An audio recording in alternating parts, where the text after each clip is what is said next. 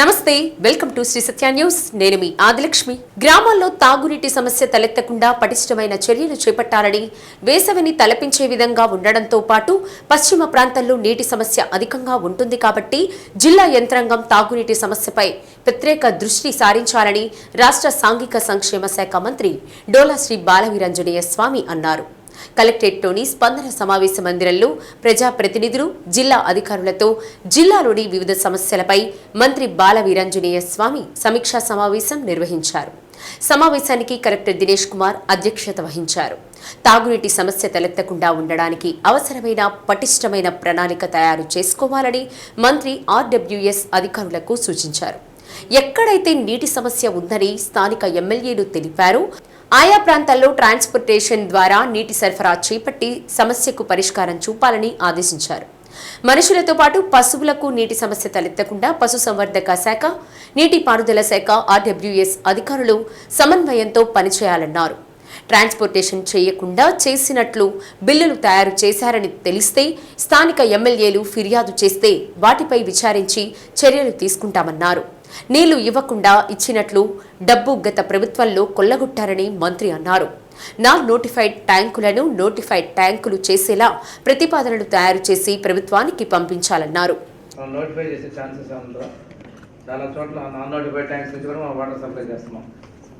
మీరు సాగర్ నుంచి మనం వాటర్ రిలీజ్ చేసినప్పుడు నోటిఫైడ్ ట్యాంక్స్ ముందు ఫిల్ చేస్తాము.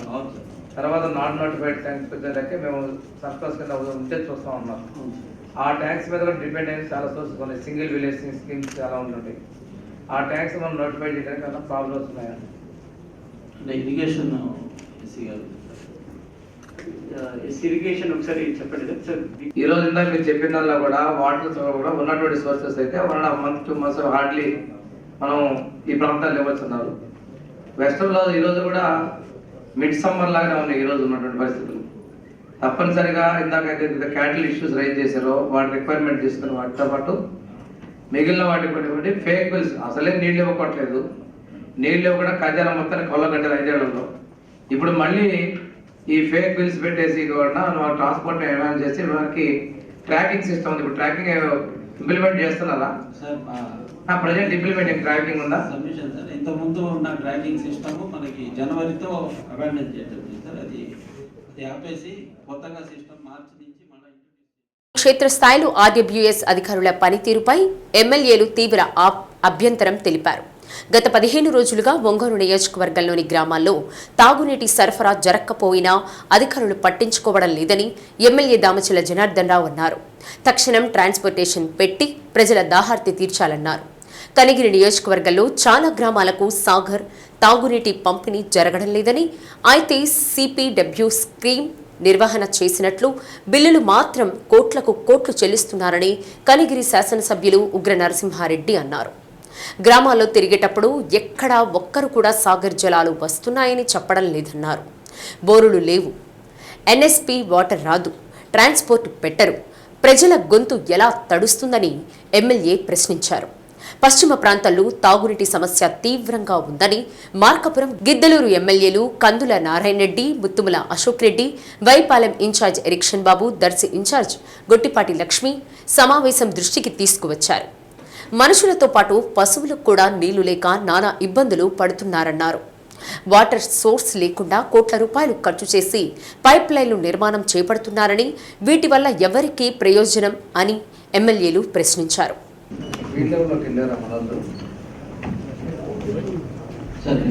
విలేజెస్లోకి ఫీల్డ్ లెవెల్లోకి వెళ్ళి అసలు ఎన్ని రోజులు అవుతుంది, ఎన్ని రోజులకి డ్రింకింగ్ వాటర్ కూడా లేకుండా ఉందని చూసారా సార్? సబ్మిషన్ సార్, ఈ మేదర్మెట్ల సిపిడబ్ల్యూ స్కీమ్ సంబంధించి వీటి మోటార్ 100 HP మోటార్ రిపేర్గా ఉంది సార్. అది ఎప్పటి నుంచి రావట్లేదు? 10 days అయింది సార్. యాక్చువల్గా ఏంటంటే స్పేర్స్ ఇక్కడ మనకి అవైలబిలిటీ లేక హైదరాబాద్ నుంచి ఏదో తెప్పించాలి సార్. ఈ రోజు 15 days నుంచి రావట్లేదు వాటర్. విలేజెస్లో తాగేదానికి నీళ్ళు లేకుండా ఇబ్బంది పడుతున్నారు. ఆల్టర్నేటివ్ మోటార్స్ రిపేర్ అవుతున్నా, స్పేర్ పార్ట్స్ తెప్పించుకుంటున్నా, ఇమీడియట్గా దానికి ట్యాంకర్స్ అన్నా పెట్టి తోలుకోవాలి కదా సార్. మనకి స్పీడబ్ల్యూ స్కీము, ఎంపీడబ్ల్యూ స్కీమ్ లేని చోట మనం ట్రాన్స్పోర్టేషన్ పెట్టడం జరిగింది, పెట్టాము సార్. అంటే అక్కడ స్కీమ్ లోకల్ స్కీమ్ లేకపోతే నిన్నంతా మీకు ఫోన్ చేసి చెప్పాను కదా, పోయించారా ఒంగోలు మండలంలో చాలా విలేజెస్ 15 days నుంచి వాటర్ లేదు. సార్ సీరియస్గా తీసుకోండి. అంతే పాత గవర్నమెంట్ అయిపోయింది. మనం అంతా కూడా ఫీల్డ్ లెవెల్లో ఉండేది, పబ్లిక్ ఎప్పుడు కూడా అందుబాటులో ఉండేది. ఇదివరకు మీరు ఉన్నారు 14-15లో కూడా మీరు ఉన్నారు. మనందరం కలిసి పనిచేసాం. మనం కలిసి పనిచేసిన తీరు ఎలా ఉందనేది కూడా మీకు తెలుసు. కాబట్టి పాత అయిపోయింది కాబట్టి మనం కొంచెం సీరియస్గా పబ్లిక్ ఎక్కడ ఇబ్బంది పడుతున్నారు అనేది మనం సీరియస్గా వెళ్ళండి. ఫీల్డ్ లెవెల్లోకి వెళ్ళాలి. మన ఆఫీస్లో కూర్చుంటే అవుతుంది. సీరియస్గా తీసుకోండి. ఇప్పుడైతే నేను గత 4 months నుంచి చేస్తే ఏ ఊరిలో మాకు సాగర్ వాటర్ రావడం లేదని కంప్లైంట్స్ ఉంటాయి. కానీ మీరు కాంట్రాక్టర్స్ మటుకు మెయింటెనెన్స్ ఇస్తానే ఉన్నారు బిల్స్. అది మటు పర్ఫెక్ట్ ఉన్నారు. కానీ వాటర్ ఏ విలేజ్లో వచ్చిందనేది ఎక్కడా ఇప్పుడు హెచ్చపాటు మళ్ళీ మా సొంత మళ్ళీ మేము తిరుగుతూ ఉంటాం విలేజ్. ఒక్క ఊర్లో మాకు సాగర్ నీళ్ళు మేము తాగుతున్నామని చెప్పి దాఖలాలు. మెయింటెనెన్స్ ఏమో చెప్తాం. తర్వాత ఇప్పుడు అడిగితే 40 kilometers పైప్ చేంజ్ చేయాలి సార్. మీ ఆర్డబ్ల్యూఎస్ మొన్న రివ్యూ చేస్తే మేము డి గారు చెప్పిన 40 kilometers పైప్ లైన్ మళ్ళీ మారిస్తే మేము సబ్సిడీ ఇప్పుడైతే నిజంగా ఇవ్వలేకపోతున్నాం సార్. గతంలో ఉన్నప్పుడు నడిచింది అని చెప్పి చెప్తున్నారు. సరే పైప్ లైన్ ఇవ్వలేనప్పుడు మరి మెయింటెనెన్స్ అయితే లక్షల కోట్లు ఇస్తా ఉన్నారు. వాళ్ళ ఆఫీసర్లు కూడా అదే చెప్తున్నారు. సార్ మేము పంచుకుంటే ఈ అందరు నీళ్ళు ఎవరు అడగలేదు సార్. మాకు నెల బిల్లు ఎంత ఇవ్వలేదు. ఆడి మీదనే దృష్టి ఎక్కువ పెట్టాం సార్. మేము అసలు మమ్మల్ని ఎవరు నీళ్ళు అడగలేదు. ఏ వార్డుకి పోయినా మా వార్డు 1 trip తోలేరు 2 trip తోలేరు. ట్రాన్స్పోర్ట్ చేయకుండా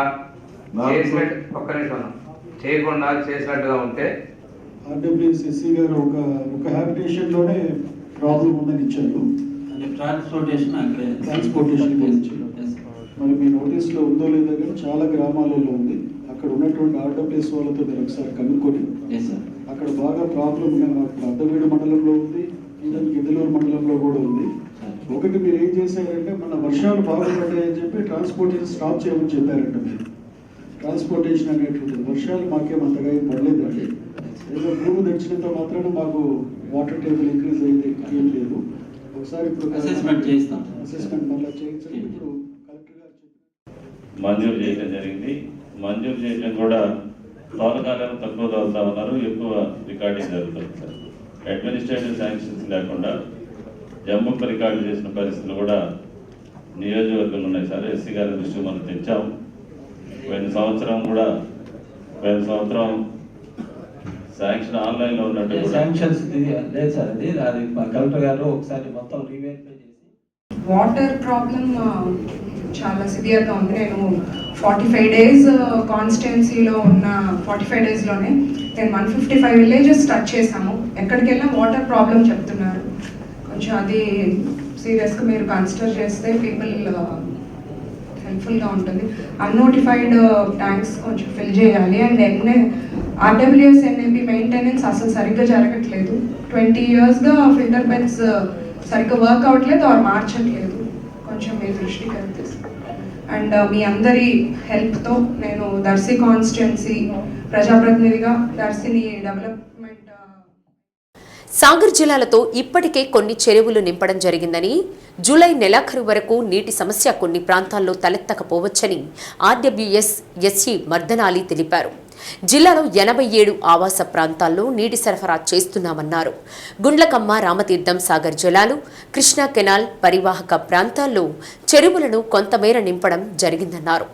ఆన్లైన్ ద్వారానే ట్రాన్స్పోర్టేషన్ బిల్లులు చేయడం జరుగుతుందని ఎస్సీ తెలిపారు. ఏప్రిల్ ఎండింగ్లో వరకు మనం చేసుకున్నాం సార్. ఇవి మెయిన్గా 9 CPWS స్కీమ్స్ ఉన్నాయి. అలాంగ్ ది కెనాల్ ఎర్రగొండపాలెంలో ఒక 4 CPWS స్కీమ్స్, అలాగే మార్కాపురంలో ఒక 2 స్కీమ్స్, అలాగే దర్శి కింద ఉన్న ఒక 3 స్కీమ్స్. ఇవన్నీ కలిపి 9 CPWS స్కీమ్స్ సంబంధించి మనం వాటర్ ఫిల్ చేసుకోవడం జరిగింది సార్. ఆల్మోస్ట్ యావరేజ్గా మనం 75% వరకు చేసుకున్నాం సార్. అంటే 15 days మనకి రిలీజ్ చేయడం జరిగింది.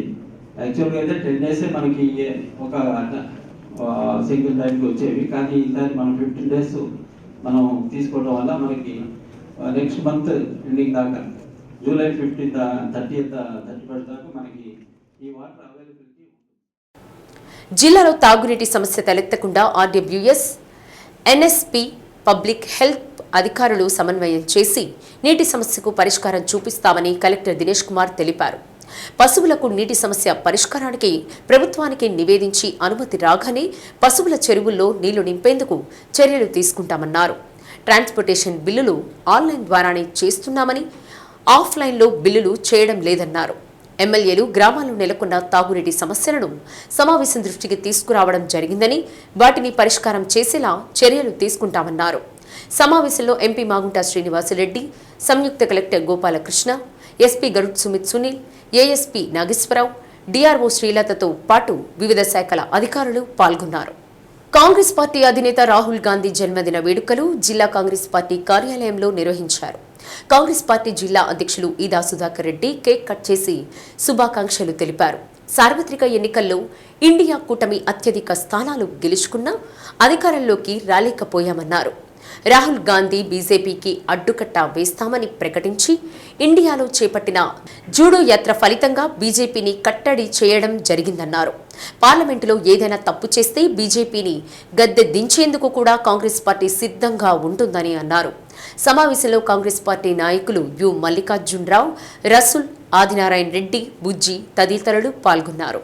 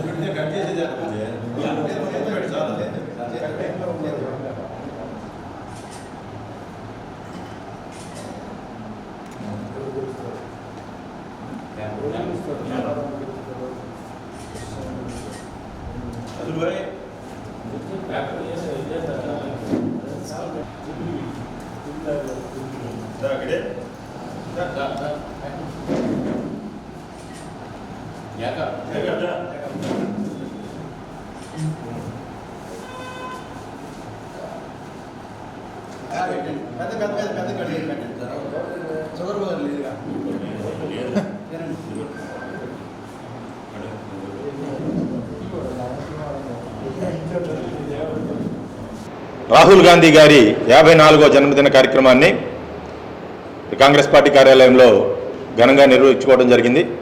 2024 మొన్న జరిగినటువంటి పార్లమెంట్ ఎన్నికల్లో మరి కాంగ్రెస్ పార్టీ, ఇండియా కూటమి అన్ని కలిపి కూడా దాదాపు మెజారిటీకి చేరువుగా వచ్చి ఆగిపోవడం జరిగింది. మరి భారతదేశంలో రాహుల్ గాంధీ ఏదైతే పాదయాత్ర సందర్భంగా తెలియజేశాడో దేశ ప్రజలకి, రాబోయే ఎన్నికల్లో బీజేపీని నిలువరిస్తాం, అధికారాన్ని కోల్పోయేటట్టు చేస్తామని చెప్పేసి ఆనాడు రాహుల్ గాంధీ గారు చెప్పడం జరిగింది. మరి అదేవిధంగా నరేంద్ర మోడీ దేశవ్యాప్తంగా కూడా మరి అయోధ్య రామాలయాన్ని అడ్డు పెట్టుకొని మత కలహాలు సృష్టించడం జరిగింది. మరి ఎక్కడైతే రాముడి ప్రసిద్ధ దేవాలయాలు ఉన్నాయో అక్కడంతా కూడా మరి బీజేపీ ఓడిపోవడం జరిగింది. కనుక భారతదేశంలో హిందువులు కానీ, ముస్లింలు, క్రిస్టియన్లు అందరూ కూడా ఐకమత్యంగా ఉంటారు తప్పితే మత కలహాలతోటి రాజకీయ పబ్బం గడపాలనుకుంటే అది చెల్లదు అని చెప్పేసి భారతదేశ ప్రజలందరూ కూడా మరి తీర్పు ఇవ్వడం జరిగింది. మరి ఈ సందర్భంగా ఇండియా కూటమిని ముందుండి నడిపినటువంటి మా అగ్రనేత రాహుల్ గాంధీ గారికి శుభాకాంక్షలు తెలియజేస్తా ఉన్నాము. అలాగే మరి కాంగ్రెస్ పార్టీ పార్లమెంటులో ప్రతిపక్ష పార్టీగా, అలాగే ఇండియా కూటమి సభ్యులందరూ కూడా దాదాపు 235 మంది సభ్యులు ఈరోజు పార్లమెంట్లో ఉన్నారు ఇండియా కూటమికి, కాంగ్రెస్ పార్టీకి. మరి కాంగ్రెస్ పార్టీ దేశ ప్రజల కోసం ముందుండి దేశ అభివృద్ధికి, మరి యువకులకి న్యాయం చేసే దిశగా పార్లమెంట్లో ప్రతిపక్ష పాత్ర పోషిస్తుందని చెప్పేసి మేము తెలియజేస్తూ, అలాగే ఇక్కడ రాష్ట్రంలో అధికారంలోకి వచ్చినటువంటి తెలుగుదేశం పార్టీ కూటమికి కూడా మేము మరి ఎమ్మెల్యేగా గెలిచినటువంటి దామచర్ల జనార్దన్ కూడా శుభాకాంక్షలు తెలియజేస్తా ఉన్నాం. కాంగ్రెస్ పార్టీ అధ్యక్షుడైన ఈదా సుధాకర్ రెడ్డి గారి ఆధ్వర్యంలో రాహుల్ గాంధీ గారిది పుట్టినరోజు వేడుకలు చేసుకోవటం జరిగింది. రాహుల్ గాంధీ గారు పాదయాత్ర చేయటం వల్ల ఈరోజు 236 ఇండియా కూటమి మెంబర్లందరూ కూడా పార్లమెంట్లో ఉండటం, ఇదివరకు ప్రతిపక్షం లేకుండా ఏకపక్షంగా బీజేపీ పరిపాలనకి అడ్డుకట్టగా రాహుల్ గాంధీ ఈరోజు నిలబడటం అనేది మేమందరం అభినందన విషయము. రానున్న కాలాల్లో రాజ్యాంగాన్ని అతిక్రమించి కనుక మోడీ కనుక ప్రవర్తిస్తే గట్టి ప్రతిపక్షంగా కాంగ్రెస్ పార్టీ ఎదుర్కొంటుందని, రాహుల్ గాంధీ వాళ్ళకి సమాధానం చెప్తారని మేము విన్నవించుకుంటూ, అలాగే రాహుల్ గాంధీ పుట్టినరోజు వేడుకలు దేశవ్యాప్తంగా జరుగుతున్న ఈ సందర్భంలో ప్రకాశం జిల్లా కాంగ్రెస్ పార్టీ తరఫున కాంగ్రెస్ కమిటీ మా అధ్యక్షుడు ఏదా సుధాకర్ రెడ్డి గారి ఆధ్వర్యంలో పుట్టినరోజు వేడుకలు ఘనంగా నిర్వహించడం జరిగింది. ఏఐసిసి మాజీ అధ్యక్షులు శ్రీ రాహుల్ గాంధీ గారి యొక్క జన్మదిన వేడుకలను ప్రకాశం జిల్లా డిసిసి కార్యాలయంలో జరుపుకుంటున్నాము. వారికి ఈ సందర్భంగా ప్రకాశం జిల్లా కాంగ్రెస్ పార్టీ శుభాకాంక్షలు తెలియజేసింది. కన్యాకుమారి నుండి కాశ్మీర్ వరకు భారత్ జోడో, అదేవిధంగా మణిపూర్ నుండి ముంబై వరకు భారత్ న్యాయ యాత్ర చేసి దేశ ప్రజల యొక్క సమస్యలను తెలుసుకొని ఈ యొక్క ఎలక్షన్లలో మెయిన్ ఎజెండా ప్రజల యొక్క ఆకాంక్షల మేరకు వారు కష్టపడి పనిచేసి కాంగ్రెస్ పార్టీ యొక్క సీట్లను డబుల్ చేసి ప్రధాన ప్రతిపక్షంగా నిలిచారు. వారు ఆరోగ్యాలతో ఉండి దేశ ప్రజలకు సేవలు అందించాల్సిందిగా మనవి చేస్తున్నాం. 2047 నాటికి జిల్లాలో సికిల్ సెల్ నిర్మూలన లక్ష్యంగా చర్యలు తీసుకుంటున్నట్లు జిల్లా వైద్య ఆరోగ్య శాఖ అధికారి సురేష్ కుమార్ వెల్లడించారు. ప్రపంచ సికిల్ సెల్ దినోత్సవాన్ని పురస్కరించుకుని జిల్లా వైద్య ఆరోగ్య శాఖ, జిల్లా గిరిజన సంక్షేమ శాఖ సంయుక్తంగా ఒంగోలులోని గిరిజన భవన్లో అవగాహన కార్యక్రమం నిర్వహించారు. ఈ సందర్భంగా డిఎంహెచ్ఓ మాట్లాడుతూ సికిల్ సెల్ అనీమియా అనేది జన్యుపరమైన సమస్య అని, ఇది ఎక్కువగా గిరిజన ప్రాంతాల్లో నివసించే వారికి వస్తుందని తెలిపారు. జిల్లాలోని 8 మండలాలకు చెందిన 11 ప్రాథమిక ఆరోగ్య కేంద్రాల పరిధిలోని గిరిజన ప్రాంతాల ప్రజలకు సికిల్ సెల్ అనీమియాకు సంబంధించి మొదటి దశ స్క్రీనింగ్ పరీక్షలు చేసినట్లు తెలిపారు. జిల్లాలోని గిరిజనులందరికీ స్క్రీనింగ్ పరీక్షలు చేయనున్నట్లు తెలిపారు. జిల్లా గిరిజన సంక్షేమాధికారి జగన్నాథరావు మాట్లాడుతూ జిల్లాలోని పశ్చిమ ప్రాంతాల పరిధిలోని చెంచుగూడెంలో నివసించే 17,000 మందికి సికిల్ సెల్ అనీమియా టెస్టులు నిర్వహించినట్లు తెలిపారు. జిల్లా వైద్య ఆరోగ్య శాఖను సమన్వయం చేసుకుంటూ జిల్లాలోని మిగిలిన ప్రాంతాల్లో ఉండే గిరిజనులందరికీ నిర్ధారణ పరీక్షలు చేస్తున్నట్లు వివరించారు. సికిల్ సెల్ ఎనీమియా నిర్మూలన జిల్లా మానిటరింగ్ అధికారి రాహుల్ మాట్లాడుతూ చెంచు, లంబాడి, ఎరుకల, యానాది కమ్యూనిటీకి చెందిన ప్రజలు ఎక్కువగా సికిల్ సెల్ ఎనీమియా బారిన పడుతున్నట్లు గుర్తించడం జరిగిందన్నారు. వీరిలో ఎక్కువగా చెంచు కమ్యూనిటీకి చెందిన వారు దీని బారిన పడుతున్నట్లు తెలిపారు.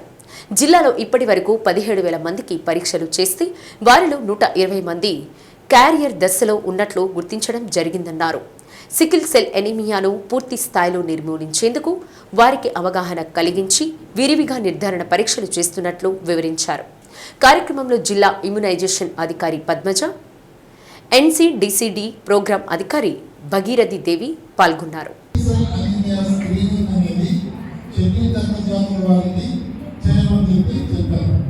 మన జిల్లాలో 8 మండలాల్లో ఉన్న 11 ట్రైబల్ పిఎస్సిలో మొదటి దశలో మనం స్క్రీనింగ్ నిర్వహించాము. దాదాపు 17-18 వేల మందికి స్క్రీనింగ్ నిర్వహించగా 12 మందికి జబ్బు ఉన్నట్టు తెలిసింది.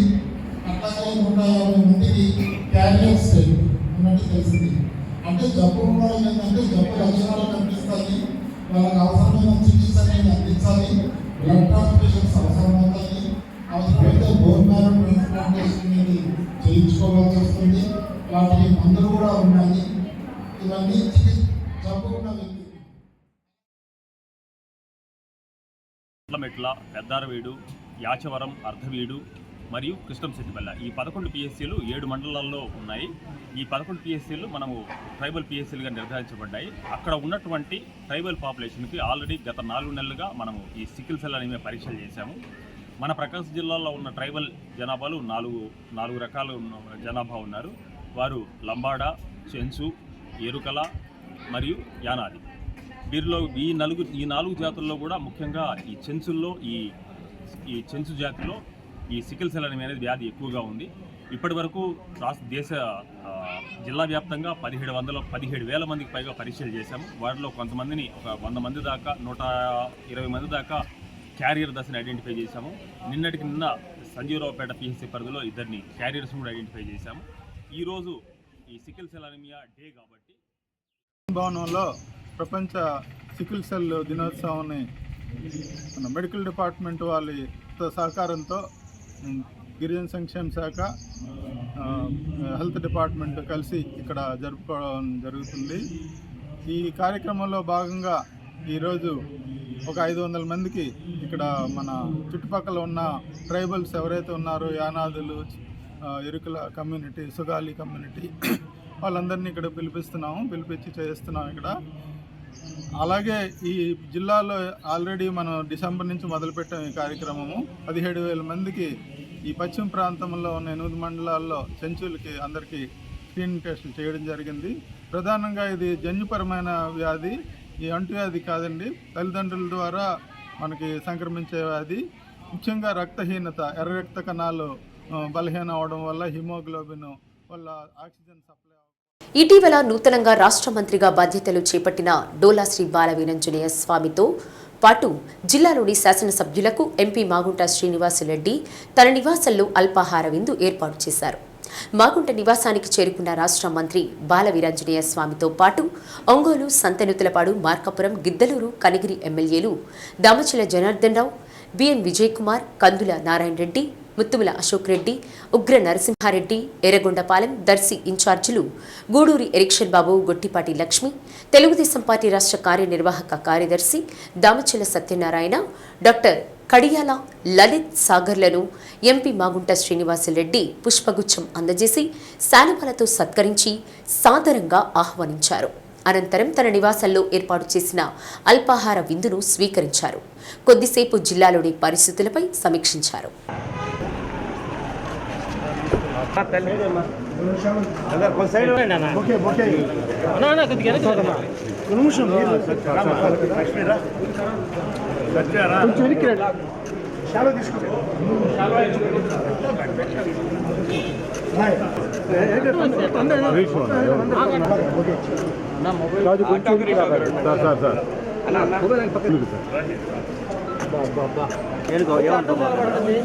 పర్సనల్గా ఇవ్వాలి అది అంతే. కింద దిగనా ముందు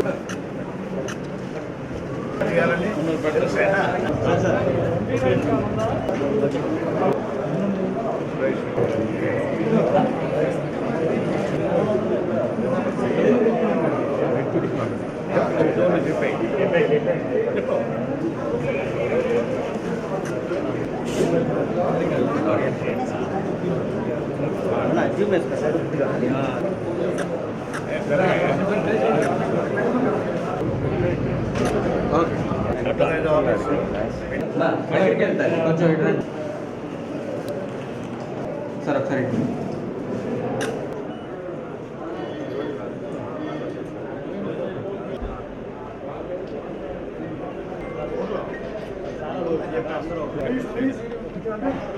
సైడ్ రావాలి.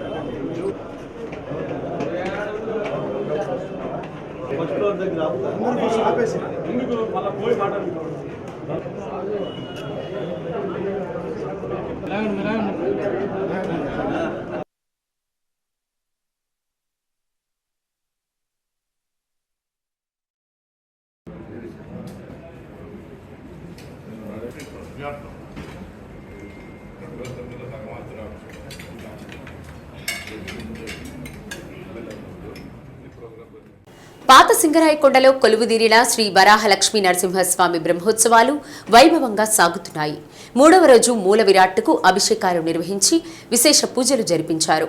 అనంతరం ప్రత్యేకంగా అలంకరించిన ఉత్సవమూర్తులను సూర్యప్రభ వాహనంపై కొలువుదీర్చి ఆలయ వీధుల్లో ఊరేగించారు. స్వామివారు అభయహస్తంతో భక్తులకు దర్శనమిచ్చారు. భక్తుల జయ జయ ద్వానాల మధ్య హంసవాహన సేవ కన్నుల పండుగగా సాగింది. శ్రీ వరాహలక్ష్మీ నరసింహస్వామి వారి వార్షిక బ్రహ్మోత్సవాల సందర్భంగా మాడవీధులలో నిర్వహించే రథోత్సవంలో గత సంవత్సరం చోటు చేసుకున్న సంఘటన పునరావృతం కాకుండా చర్యలు చేపట్టారు. గత అనుభవాలను దృష్టిలో ఉంచుకొని మాడవీధులలో ట్రైల్ రన్ చేపట్టారు. బ్రహ్మోత్సవాలకు భారీ సంఖ్యలో భక్తులు హాజరయ్యారు.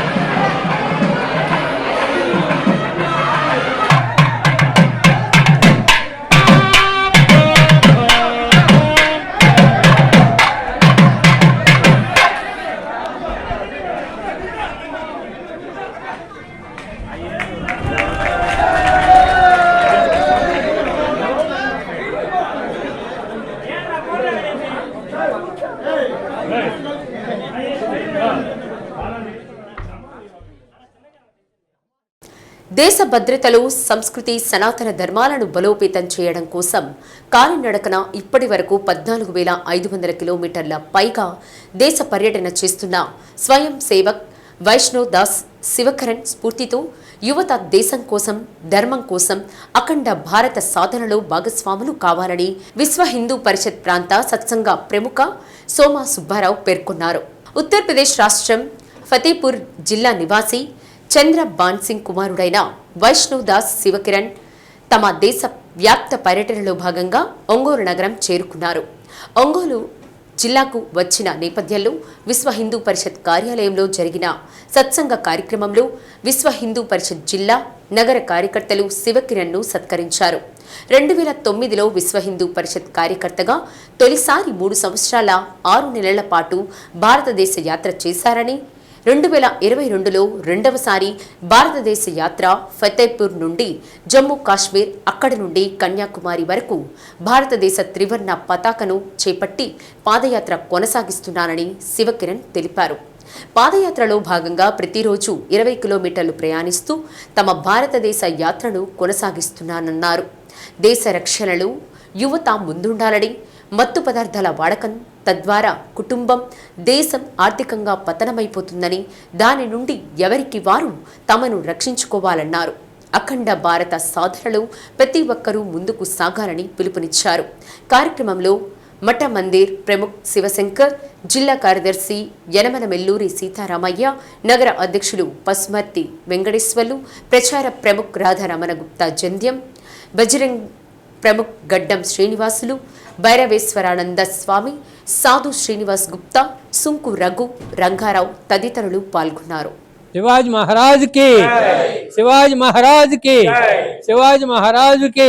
पर धोखा खाए हैं और नहीं अब खाना है, भारत के वीर जवानों जागो, अब रण भूमि में जाना है। ध्यान करो मां रंगचंडी का, शिव शंभु आह्वान करो, वीर शिवा झांसी रानी बन अब लड़ने को प्रस्थान करो। दुश्मन ना बच पाए एक भी, ऐसा कल तब दिखलाना, भारत क्या है महाशक्ति, उस समय युद्ध में बतलाना, उस समय युद्ध में बतलाना। भारत माता की जय, भारत माता की जय, वंदे मातरम, वंदे जय श्री राम, जय श्री राम, जय श्री राम।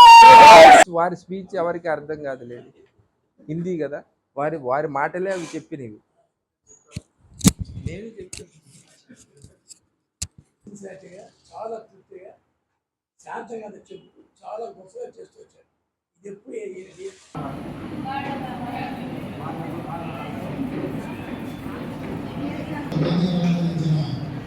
मट्टी पकड़ो। जय जय श्री राम, जय श्री राम।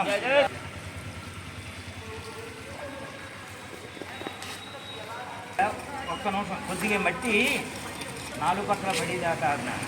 వందే जय जय श्री राम।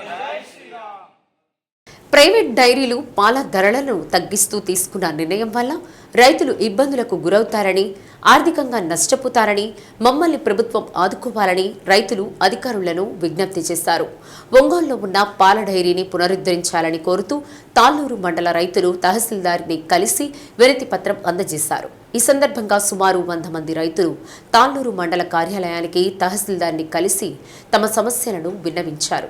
ప్రైవేటు డైరీలు ఇప్పటికే ₹5 తగ్గిస్తూ నిర్ణయం తీసుకుందని, ఈ నిర్ణయం వల్ల పాడి రైతులు నష్టపోతారని తెలిపారు. ఒంగోలులో ప్రభుత్వ పాల డైరీని పునరుద్ధరించే విధంగా ప్రభుత్వ దృష్టికి తీసుకువెళ్లాలని వినతి పత్రం అందజేశారు. కార్యక్రమంలో పాడి రైతులు పాల్గొన్నారు.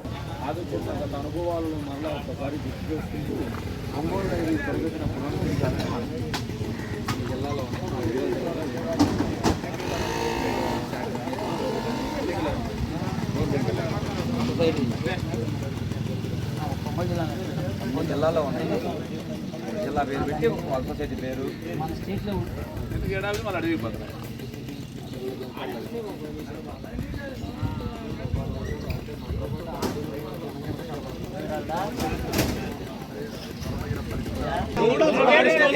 అర్థం కావట్లా. 4 డైరీ వాళ్ళు 4 రకాల రేట్ ఇస్తున్నారు. ప్రైవేట్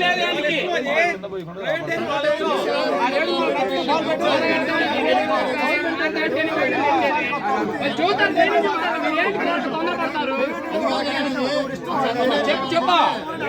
నాకు తెలియక అడుగుతున్నా. తెలిసా రేట్ వల్ల నేను తెలియక అడుగుతున్నా. మీరు మీ ఆవులు పెట్టుకున్నావు కదా, నీ ఆవుల డైరీ నువ్వు నడుపుకున్నావు. నడుపుకుంటున్నా. నీ దగ్గర ఎన్ని పశువులు ఉన్నాయి? నా కాడ 50 ఉన్నాయి. 50 ఉన్నాయి. నీ పశువులు ఎక్కడ ఉన్నావు? ఎక్కడ మొత్తం కొంది మాత్రమే సమాధానం. తమిళనాడులో కొన్నావు. ఒక రైతు దగ్గర కొన్నావు? ఎంతమంది రైతుల దగ్గర? 4 కాడ కొన్నా. ఎందుకు ఒకటి దగ్గర కొనొచ్చు?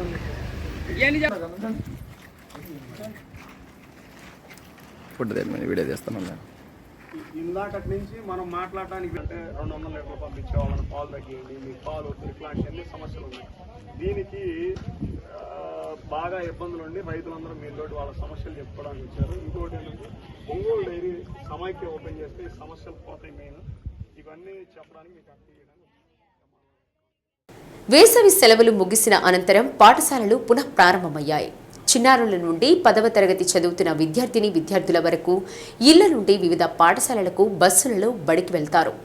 ఉదయం వెళ్లిన చిన్నారులు సాయంత్రం ఇళ్లకు రావడం ఆలస్యమైతే పిల్లల తల్లిదండ్రులు ఆందోళన పడుతుంటారు. పిల్లలను పాఠశాలలకు తరలించే బస్సులు భద్రమా లేదా అనే సందేహం ఇప్పుడు వ్యక్తమవుతోంది. లక్షల్లో ఫీజులు వసూలు చేస్తున్నప్పటికీ ఫిట్నెస్ లేని బస్సుల్లో పిల్లలను తరలిస్తూ తరచూ ప్రమాదాలకు గురవుతున్న పరిస్థితి చూస్తున్నాం. పర్యవేక్షించాల్సిన అధికారులు పట్టించుకోకపోవడంతో ప్రైవేటు పాఠశాల యాజమాన్యాలు కాలం చెల్లిన బస్సులకు రంగులు వేసి అనుభవం లేని డ్రైవర్లతో బస్సులను నడుపుతూ ప్రమాదాలకు నిలయంగా మారుతున్నారు. బడులు ప్రారంభమైన అధికారులు తనిఖీలు మాత్రం ఎక్కడా కనిపించడం లేదు. ఏదైనా ప్రమాదం జరిగినప్పుడు అధికారులు హడావిడి అంతా ఇంత కాదు. ప్రమాదం జరక్కముందే అధికారులు బస్సులను తనిఖీ చేస్తే ప్రమాదాలకు ఆస్కారం ఉండదంటున్నారు. పాఠశాలలు ప్రారంభమైన రవాణా శాఖ అధికారులు స్కూల్ బస్సులు తనిఖీలు మాత్రం చేపట్టడం లేదని పీడీఎస్ రాష్ట్ర అధ్యక్షులు రాజశేఖర్ అన్నారు. ఇప్పటికైనా అధికారులు తనిఖీలు చేసి ఫిట్నెస్ లేని బస్సులను తిరగనీయకుండా చూడాలని, ఫిట్నెస్ లేని బస్సును నడుపుతున్న యాజమాన్యంపై చర్యలు తీసుకోవాలని డిమాండ్ చేశారు.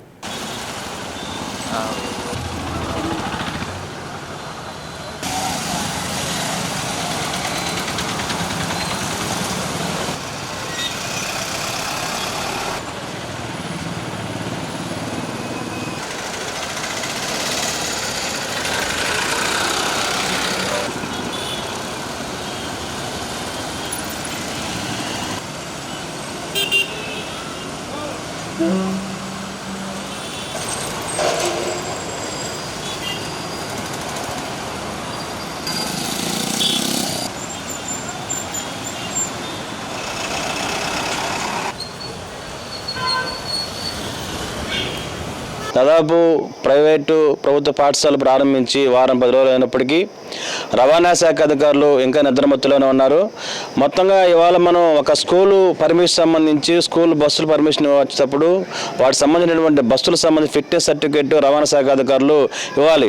కానీ ఇంతవరకు ఏ రవాణా శాఖ అధికారి కానివ్వండి, కింద ఆర్టీఓలు కూడా కనీసం స్కూల్ బస్సుల దగ్గరికి వెళ్ళి వాటిని పర్యవేక్షించి వాటిని పరిశీలించి వాటిని పర్మిషన్ ఇవ్వాల్సిన బాధ్యత ఉన్నప్పుడు కూడా జిల్లా విద్యాశాఖ అధికారులు, ప్రైవేట్ యాజమాన్య సంస్థలు, ఆర్టీఓ అధికారులు ముగ్గురు కూడా ఏకతాటిపైకి వచ్చి ఇవాళ లంచాల ముసుగులో ఈరోజు వ్యాపారం చేస్తున్నారు. ఇది చాలా దుర్మార్గం.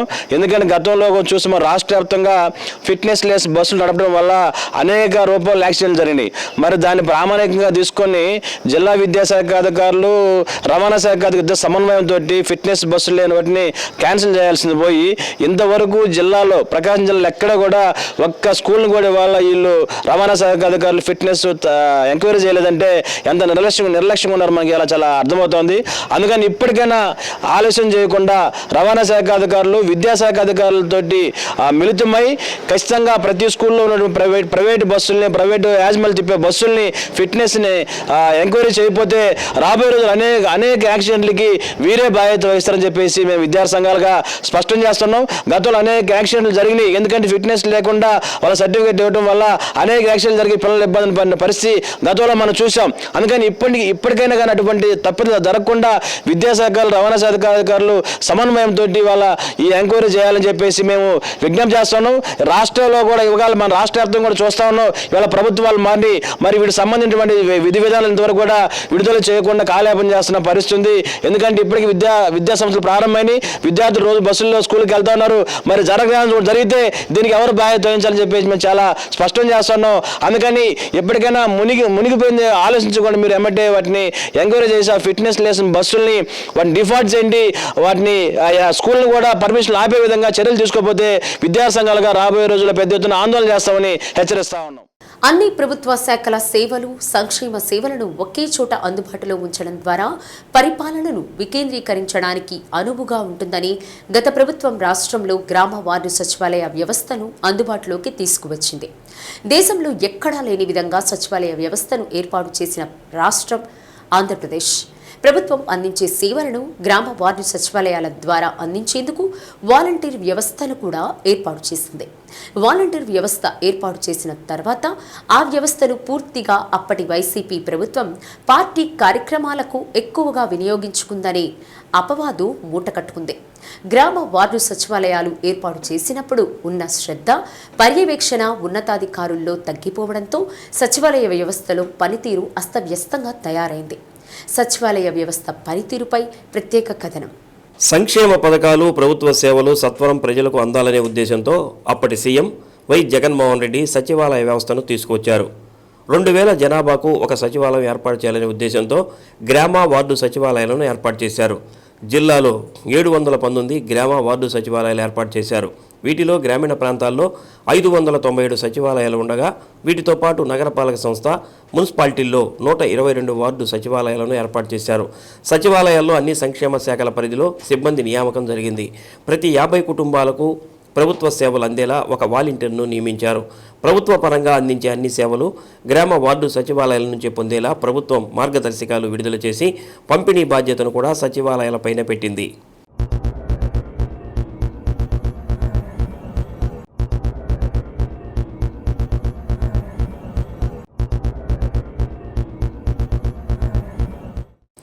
సచివాలయ వ్యవస్థ ప్రారంభ దశలో ఉన్నతాధికారులు నిత్యం తనిఖీలు విస్తృతంగా చేసేవారు.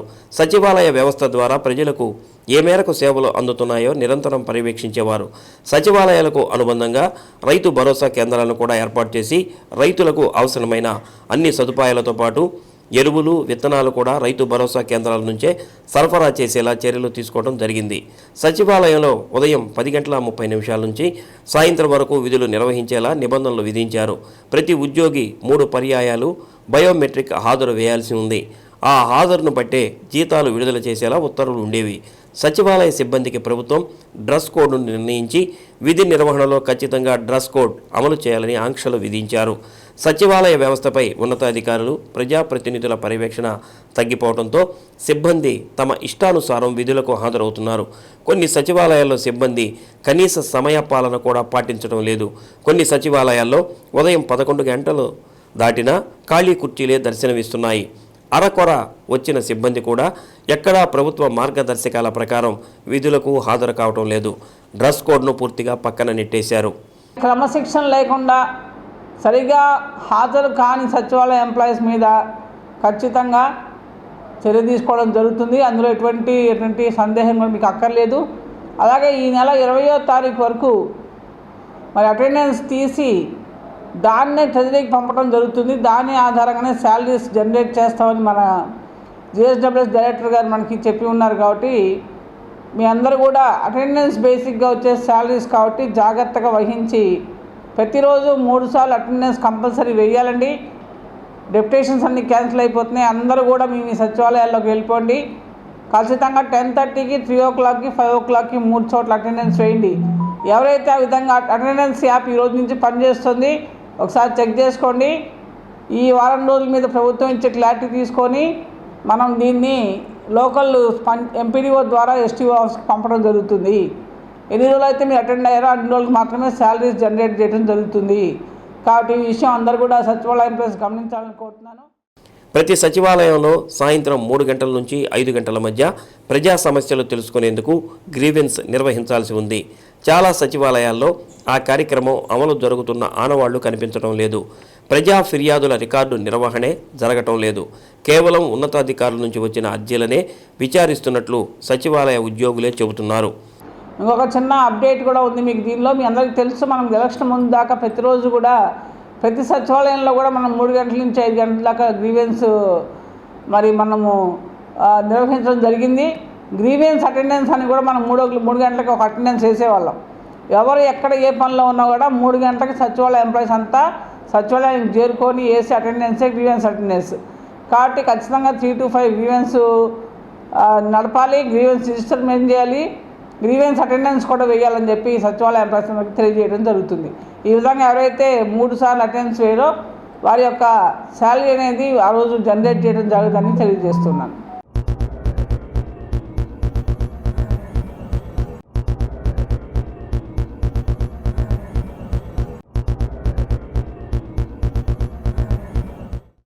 నగరంలోని పలు సచివాలయాలను పరిశీలించగా అనేక లోటుపాట్లు కల్పించాయి. తూర్పు క్రిస్టియన్ పాలెం 13వ సచివాలయంలో 8 మంది సిబ్బంది ఉండగా అందులో 3 మాత్రమే విధులకు హాజరు కాగా 5 గైర్హాజరయ్యారు. గోపాల్ నగరం, నీలాయపాలెంలోని 9, 10 సచివాలయాలకు సంబంధించి ఒక ఉద్యోగి కూడా హాజరు కాలేదు. ఖాళీ కుర్చీలు మాత్రమే దర్శనమిస్తున్నాయి. గోపాల్ నగరం 7, 5 సచివాలయాల్లో 3 మాత్రమే విధులకు హాజరయ్యారు. మిగిలిన సిబ్బంది హాజరు కాలేదు. సచివాలయ వ్యవస్థ ఒక్కసారిగా పక్కదారి పట్టింది. సిబ్బంది కూడా పట్టి పట్టనట్లుగా వ్యవహరిస్తూ విధులకు హాజరు కావటం లేదు. నగరపాలక సంస్థ అధికారులు సచివాలయ వ్యవస్థపై పటిష్టంగా నిర్వహించేందుకు చర్యలు తీసుకోవాల్సిన అవసరం ఉంది. సచివాలయ సిబ్బంది ఎవరైతే తమ విధులకు సక్రమంగా హాజరు కారో అలాంటి వారిపై కఠిన చర్యలు తీసుకుంటామని నగరపాలక సంస్థ కమిషనర్ జస్వంతరావు తెలిపారు.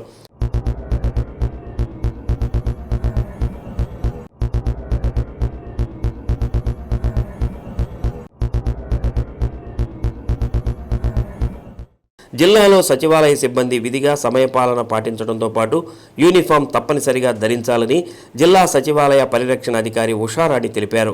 ప్రతి సచివాలయంలో రిజిస్టర్ల నిర్వహణ సక్రమంగా చేపట్టాలని అన్నారు. సమయపాలన పాటించని వారిపై చర్యలు తీసుకుంటామని అన్నారు. ప్రతి ఉద్యోగి 3 పర్యాయాలు బయోమెట్రిక్ హాజరు వేయాలని అన్నారు. డిప్యుటేషన్, ఓడీలలో ఉన్నవారు డ్యూటీ సర్టిఫికేట్ సబ్మిట్ చేయాలని ఆదేశించారు. గ్రామ సచివాలయాల సిబ్బంది పనితీరును పంచాయతీ కార్యదర్శులు పర్యవేక్షించాలని తెలిపారు. ప్రకాశం జిల్లాలో పనిచేస్తున్నటువంటి 719 సచివాలయాలను ఉద్యోగస్తులందరికీ కొన్ని ముఖ్యమైన మార్గదర్శకాలు జారీ చేయడం కోసం ఈ చిన్నటువంటి సమావేశాన్ని మేము ఏర్పాటు చేయడం జరిగింది. దీనిలో ముఖ్యంగా మరి మనకి ఎంతో గర్వకారణం మన జిల్లా మరి మంత్రివర్యులైనటువంటి శ్రీతులు డోలా బాలవీరాంజనేయ స్వామి వారిని మనకి గ్రామ వార్డు సచివాలయాలకి మంచిగా నియమించడం చాలా అభినందించిన విషయము. ఇది మన జిల్లాకి ఎంతో గర్వకారణం. సచివాలయ ఉద్యోగస్తులందరూ ప్రతిరోజు ఖచ్చితంగా 10:30 నుంచి 5 గంటల వరకు కార్యాలయంలో ఉండాలి. ఖచ్చితంగా అందరూ యూనిఫామ్ వేసుకొని సచివాలయానికి రావాలి. అలా యూనిఫామ్ వేసుకొని రోజున మరి సచివాలయం ఎంప్లాయీస్ వాళ్ళకి డీడీఓ అయినటువంటి పంచాయతీ సెక్రటరీ మీద కూడా మరి చర్యలు తీసుకోవడం జరుగుతాయని చెప్పి సందర్భంగా నేను తెలియజేస్తున్నాను. అట్లాగే సచివాలయాల్లో ఉన్నటువంటి అన్ని రికార్డులు అప్డేట్ చేయాలి. గౌరవ మంత్రివర్యాలు ఎప్పుడైనా సరే ఏ సచివాలయాన్ని విజిట్ చేసే అవకాశం ఉంది కాబట్టి ప్రతి సచివాలయ ఎంప్లాయీ కూడా తన దగ్గర ఉన్న అన్ని రిజిస్టర్స్ అప్డేట్ చేయండి. సచివాలయాలు నీట్గా మరి ఏదైతే ప్రభుత్వం నిర్దేశించిన విధంగా టేబుల్స్ అరేంజ్మెంట్ కూడా అన్నీ కూడా నీట్గా చేయాల్సిన కోరుతున్నాను. అలాగే ఏదైతే రికార్డ్ మీరు అప్డేట్ చేస్తున్నారో అందులో ప్రతి చిన్నటువంటి పాయింట్ కూడా మిస్ కాకుండా అలాగే ప్రతి సచివాలయంలో సచివాలయం ఒక ప్రొఫైల్ కూడా తయారు చేసి పెట్టుకోవాలని చెప్పి సందర్భంగా మీ అందరికీ నేను తెలియజేస్తున్నాను. శ్రీ సత్య న్యూస్లో నేటి మాట. గుండె గుప్పెడంత ఉన్నా కొండంత ప్రేమ ఉండాలి. ధనంలో పేదవారైనా గుణంలో శ్రీమంతులుగా ఉండాలి.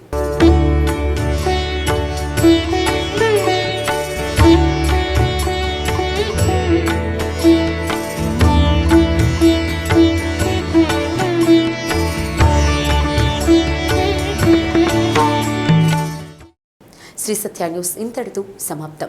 నిరంతరం చూస్తూ ఉండండి శ్రీ సత్య న్యూస్. ఇవి బులెటిన్ విశేషాలు. తిరిగి మరో బులెటిన్లో కలుద్దాం.